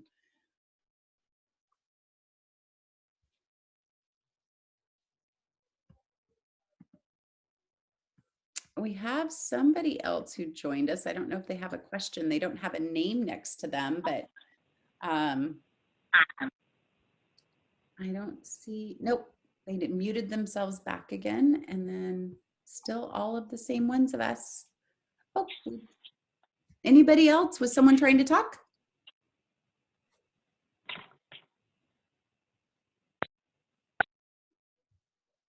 Well, I hope everyone found this helpful. Joanne gave a thumbs up. Yay. Excellent. I know there weren't a lot of participants. I'm hoping we'll have some more this evening. It certainly was not a waste of my time. Even one person on the line for a couple of hours, I feel was important at this time to to get out there and just, talk with everybody and reassure everyone that we're working really hard every day. I myself have not had a day off since February 29th. Not that that matters, but your local presidents equally have been working since the first day that this happened. It may not seem like we're trying to get as much information out as we can. I apologize for the side letter getting out there in advance of it actually being finalized. But I will be making mistakes, I'm sure, along the way here, and I'll be the first one to admit them. But if there's anything that Kirk or Joelle or the other officers or I can do to make this process any easier, please don't hesitate to let us know. And if you feel like there's some tools that you need, shoot them to us in a text or an email, and we can absolutely add those into our bigger checklist that we deal with, as I said, 3 times a week. I myself am on 7 calls a week that deal with all of these issues. So there's safety calls, there are leader calls where we're talking about collaborating on leaves and all of those things. And then there's calls with AFA separate from that. I probably talk with our counterparts at least twice a day. So I'm hopeful that we're all doing enough work that we're covering everything that you guys need. But if we miss anything, send it to us and we will add it to the list. It was purely an oversight. So nothing that we didn't feel was important, that's for sure. I'm going to try and finish up a document that kind of gives a highlight of all the things that we've been working on over the 30 days so far. So just kind of a 30-day recap on the things that we've done, and get that on the website sometime in the next week. I had made a commitment to tomorrow, but I think that's unrealistic with all the other things that are going on, but it will definitely be up there within the week so that everyone can see that. These will be posted online, both of them, so people can go on and listen and see if their questions maybe were brought up and there's an answer for them. And then the things that we've identified during the talk today, I will be taking back to all the appropriate places. So I really appreciate your time today. Lisa, I don't know if you can hear me. I've never used this before. Am I on live? Yes, somebody is talking. Oh, hi. Yes, it's Anja. And I did finally figure out how to dial in on my phone. It wasn't working on my computer, so I didn't join you till just a little bit ago. But thank you for doing this. It's awesome. I'm looking forward to the written recap since I missed so much of it. I think it is super confusing right now with the vast number of different leaves and things like that out there. And it's kind of crazy making, because you'll leave a message for the Matrix COVID people and not hear back from them. And in the meantime, you'll decide to do something else just because you need to do something. So it is kind of a bit of a jumble of different things out there right now. So I really appreciate you guys sorting through them and putting them in print for all of us. Thank you so much. Absolutely. Absolutely. And you will be able to watch this webcast on our website as well. So you'll be able to go on and hear all of the discussion. And there's another one again tonight. If you want to join in tonight, there's one at 6:30. Wonderful. I will put it on my calendar. And if Joanne's still on, Joanne, I think everybody's experiencing a lot of anxiety over the thought that you could end up stuck in a hotel room away from family on a trip that you thought was a 2-day trip or whatever, yeah, for 14 days. And I think you should remember you've got lots of us in your phone, and you are always welcome to call me. And I'm sure a lot of other people would be happy to hear from you if you end up in a situation like that, and happy to talk to you. And sounds like the union is doing an excellent job of helping people through it. But I do think that is probably a big deal for a lot of us, because we know that we'd be leaving family members in the lurch if we were stuck elsewhere for a couple of weeks, and that it would be difficult. Absolutely. No, I hope that we have all the tools set up for if that happens. I hope it doesn't happen. We all hope it doesn't happen. It will be a very difficult situation for those individuals when it does, if it does, but we will be a good support system if that does happen. We'll make sure that we're really providing the support that those individuals will need at that time. Yeah, sounds good. Thank you. There's a very interesting article in Daily Cause today about coronavirus symptoms that haven't been a whole lot in the news, but that people should know about. especially when people are not at all, don't think that they necessarily have it and are passing it on. So you might want to look at that. One of that had to do with the loss of sense or smell or taste, which I just saw something on about a week ago, but this article explains it more. That's something people might want to look at if they're concerned about, bringing things back to family or going to work when they may have a mild case of it. Thanks, Sanjay. Natasha, I saw you raise your hand. Yeah, I was just thinking, it seems like AFA and the airlines are doing a lot to protect us, keep us safe. I mean, is it just, we're just missing the masks really, and there's not the resources? I mean, if we had the masks, I feel like we could operate safely. I don't want to wear a mask, but I probably have it and am not symptomatic. And I feel like we could operate safely every day probably if we had masks, but it's just we don't have them. Yeah, there's no proof that the masks are going to protect you from it. Or no, it's more about just the passengers. Like, I feel like from a safety standpoint, outward facing, nationally, to say like, here with the airlines, we're being safe. We're keeping you safe from potentially sick flight attendants. Because that's what people are scared of. If we were keeping them safe, maybe more of them would like to fly. But I mean, it's really, that's the only thing that any of the groups could be hoping for, is more of that type of stuff, because we're doing the cleaning, we're doing the spacing, we're doing. So they've allowed everyone to wear their own personal mask now. Yes, they are masks are obviously very hard to find unless you know one of the flight attendants who's making them and you're able to get one of those. They are very difficult to find currently. I happen to have two from, I don't even remember why I had them, but I had bought a box of them a year or two ago. Did you know that masks expired, by the way? They have an expiration date on them. Anyway, so I have them. I guess I would consider wearing them for passengers. I think it's a personal choice. So we did finally get it through. It was a battle. I mean, that one was a tough one to get through. That one was really hard to get the protection. And I think it had to do with a number of things. One, they feel like it's almost more dangerous to use the mask incorrectly than to not wear the mask. And that was one of the biggest hurdles that we had to cross was, you know what, then they're going to have to take, you have to take some self-accountability in this too. So if you're going to use the mask and you're not going to learn how to use it effectively, then, I mean, we can't solve for all things, but we're trying to. So that's through, but I don't think there will be a point in time, Natasha, where we will have masks available for flight attendants, where we just, they're in the crew room and you're able to get them. Maybe we're in a world now where going forward, they may be, and we may live in a world going forward where they're warned when somebody is sick, but they're not so sick they don't need to come to work. So that may be something that is a new norm after this. But currently, I don't see a situation where we're going to have masks stocked unless all of a sudden 3M, is pushing those out so quickly that there is an abundance of them. I don't see that happening. It was, I mean, look how long it took us to get the sanitizer through ordering process. It was just insane how long that took. And we were on top of that the very first day, putting that order in. And they just got here last week. So I don't think we'll have it, but at least we were able to get the protection that you guys can wear your own. There are a ton of resources on Facebook I've seen that people are making them and sticking them in boxes and mailing them and doing anything they can.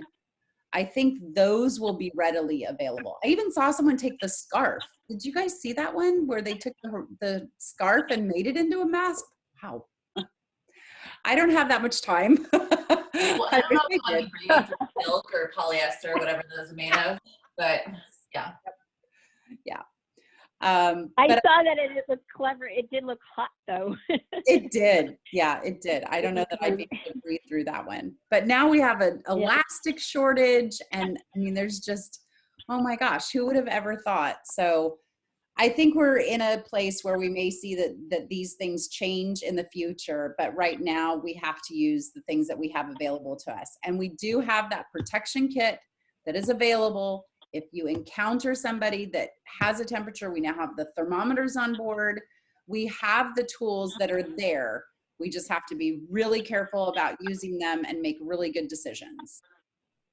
The frustration for me at work, and part of why I took the April leave of absence, but there's so many reasons why I took it, was that I would get passengers who wouldn't cough or show signs of sickness while we were on the ground. But the minute we were up in the air, you'd find out that somebody was coughing or even maybe looked like they might be running a temperature. You know, if somebody was coughing before we left, I'd ask them, have you had a temperature, you know, the last 24 hours or even the last 3 days?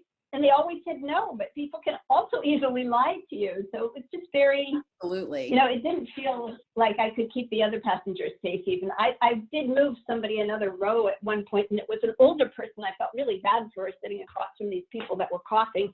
But she actually, it was funny because I don't think she even realized why I moved her. Right. Yeah. Yeah. Well, definitely make the best choices for yourself and your passengers. You know, that's the most important thing. Use your instinct. Make sure you're asking good questions of them when they come on board. Make sure you're using the tools that we do have on board the aircraft now for yourselves. I mean, it's definitely a different time. Yeah. Thank you so much. Is there a limit on the kind of mask we can wear? The only limit they put in is that it has to be neutral in color. So you may wear a mask, but it must be neutral in color. And there's no definition of neutral in color. Got it. Thank you. You Appreciate know, it. I honestly, I don't think that they're going to be on board the aircraft checking to see what your mask looks like right now. So, you know, make a good decision about it. I wouldn't have anything, obviously. I mean, no one's going to have something with profanity or something on it. So I don't think we need to. No, I just happened to have a smoke mask somewhere. When we had all that smoke, I felt like the masks they were giving us weren't doing any good at all. And I was having a lot of trouble with the smoke that summer. And so I finally went out and spent big bucks on one of those smoke masks. And if I can find that, that might be just the right thing to wear. Because they are a lot more protective than just the little paper masks. But they also look a little scary. But that's why I was asking. Because if I feel like things are getting really scary out there, I might want to wear that. Right. Sure. I know they have approved just the surgical looking mask ones for now. So if we were to get into a more serious environment where more prevalently our flight attendants are being exposed than they are currently, certainly we would look at stepping that up. The N95 mask has been on our list, on our safety list as an ask the entire time. It just has not, it has not presented itself to be necessary at this time. So if our numbers start to change, then you will start to hear us going crazy on those calls. Sounds good. Do you know if the company's going to offer the leave of absences month by month? Because obviously they're a huge financial hit, and some of us may have, you know, asked for a month off, but find in another few weeks that the situation's gotten worse and that we're even less comfortable with going back the next month. Have they said anything about that? They've just said that they will continue to look at how their numbers are, and I would expect they'll continue to be overstaffed. So I would expect they will continue to do them, but I think they'll end up being 2-week leaves at a time. Maybe for June, they'll do some additional 30 days. Maybe for May, they'll do some after the bid. It depends on how much the flying drops down. But I expect there to be other options that will continue to be available, yes. Okay, makes sense. Thank you, Lisa. Appreciate it. Of course. I'm at home this month, so if there's anything I can help with from home, you're welcome to send me an email or give me a call. Okay, wonderful. Thank you. Joanne, you had a question? Actually, I just wanted to offer assistance to anybody that's out there that wasn't able to get on today. I don't know what the reasons were for that, but I have been using Zoom for a while now, only with my phone. I don't know how it looks like on a PC, but if anybody in the group would like to reach out to me personally to do a Zoom meeting together to plan for the next one so that they are better equipped to get on here, I'd be happy to help anybody that contacts me. Okay. There's a question for Zoom that came in on an email. Hang on one second. Let me just see if I can. I know there are several of my friends that can't get on right now, but I don't know why. And, I don't know if it's because, how many people can you do Zoom at a time? I signed up for 300. Oh, okay. Anyway, you can direct anybody to me, and if I have the time, I certainly will help if I can. Great. So, We may do that for tonight's session. I'll be on about 15 minutes before tonight's session, so if people want to start getting in early to make sure they're in. okay. If Sounds everyone good. could let them know that. I'm not sure how to work the issues of them not getting in, since I can't see anyone trying to get in and being denied. Everyone shows in that, that's gotten in. So I will. Heidi just posted she had to download the app to be able to get on, which makes sense. That is. And did you ever respond to Heidi's other chat question? I never see that responded to earlier. A comment on that. Oh, I didn't see Heidi posted a chat question. Oh no. What was Heidi's chat question? Okay, What if the answer company the questions. It says, what if the company changes the AV day to an off day? It happened to a You can't change the AV day to an off day unless you request it. So that absolutely cannot happen. If that happens, it's a grievance. Well, they did it yesterday to a flight attendant in Boise, according to Heidi's chat. Okay. I So thought they assumed they had coverage, so they paid her. They can change it to an off day, but pay guarantee you have to be pay guaranteed. It's not just Right. it's not a day off without pay. So what they need to do is go in and check their crew pay schedule and make sure that that pay is showing in there. If it is not, they need to email crew pay, they need to call a supervisor, and then if that does not resolve the issue, they need to file a grievance on our website right away.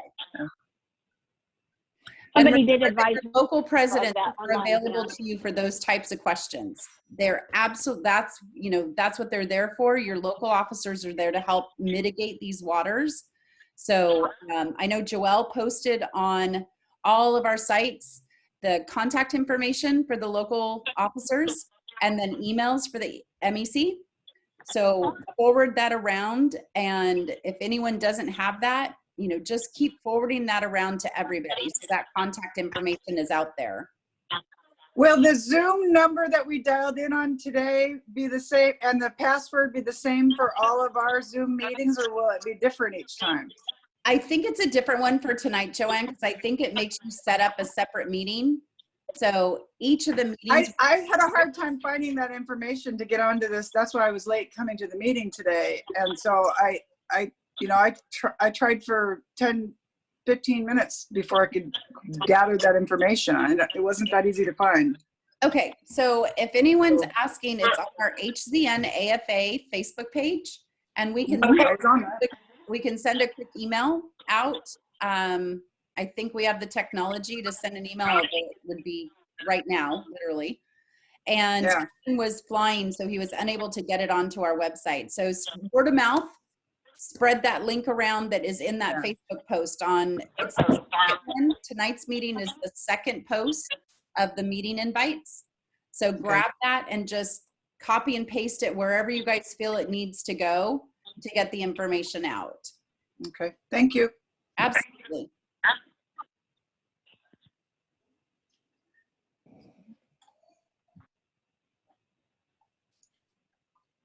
Well, just thank you for all of this information too. If nobody else is going to speak right now, I just think this is invaluable today. And I appreciate all of your hard work, all of you that are working on the line, and Lisa and all of our union representatives. Thank you so much from the bottom of my heart. Oh, you're very welcome, Joanne. It's all of our pleasure to be working on behalf of everyone. I know Joelle's on here with us. Joelle, did you have anything that you wanted to say before we end the call this afternoon? No, I don't. Thanks for doing this, and I appreciate you guys all being on there and wanting to get the information, spread it around, and like Lisa mentioned, the next 6:30 session is on the HGN Facebook page, and she posted to the 11 a.m. one, and then there's a separate one for 6:30, and really we just need to get the word out there so that correct information's out there, and always just reach out to us. And I apologize for it being so last minute. I have been on calls and in meetings literally nonstop for the 30 days. And it hit me. I was telling Kirk and Joelle, I'm working on this communication. I'm just not sure which way to go. And I'm working. And then I sent them a text last night and just said, I'm doing office hours and I'm doing a webcast. And they're like, oh my God. Okay, just go for it then. So it was really last minute, and we'll try to do more things like this. We do have the road shows coming up, so there is going to be a lot of FaceTime that we get to have in this new Zoom world. But we're this is a situation none of us have ever found us in ourselves in before. So it kind of called for desperate measures, and I know it was super last minute, but we'll make sure that the information is posted so everyone can view it. We won't take it down. It'll be on there as long as Zoom lets us have it on there. So tonight's, we'll do it again. We'll have both of them on there. And then from that, we'll do the informational communication of all the things that have been going on. So hopefully, that helps everyone feel like they're connected and they're getting the answers to their questions. But I want to reinforce for everybody that the QX AFA page is not the place for answers. Your local officers and emails and text messages and that contact is where you really need to focus getting answers for these things.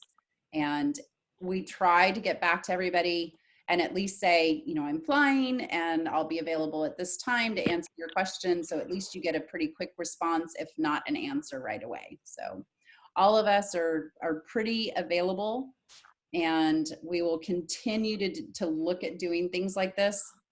Although 2 hours, I might shorten it a little bit unless we have more people. My voice is going, so lesson learned.